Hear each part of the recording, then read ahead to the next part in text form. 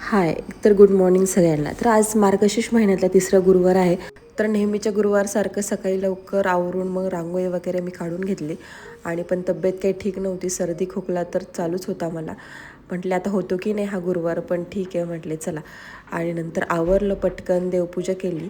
देवपूजा केल्यानंतर देवाला दिवा वगैरे लावला आणि लगेच मी पूजा मांडायला लागले. त्यासाठी सगळं साहित्य काढलं आधी आणि मग पटकन पूजा मांडून घेतली.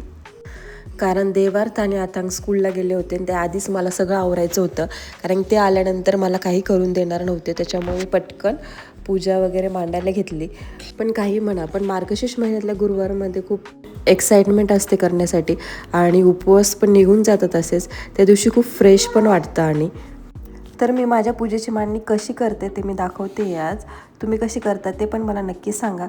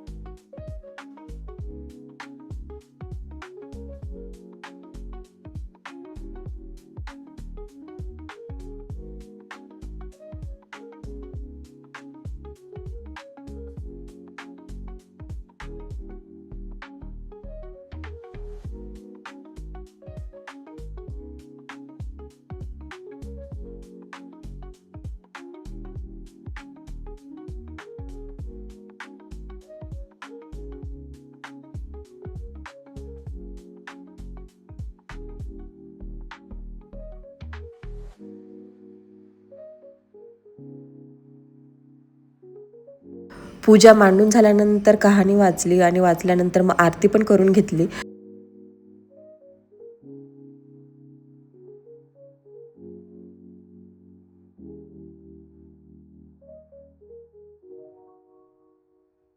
तर आज नैवेद्यासाठी काहीतरी करू म्हणून म्हटले गाजराचा हलवा बनवू. मग आज गाजराचा हलवा बनवला होता आणि संध्याकाळी मग देवीला नैवेद्य ठेवून उपवास सोडला.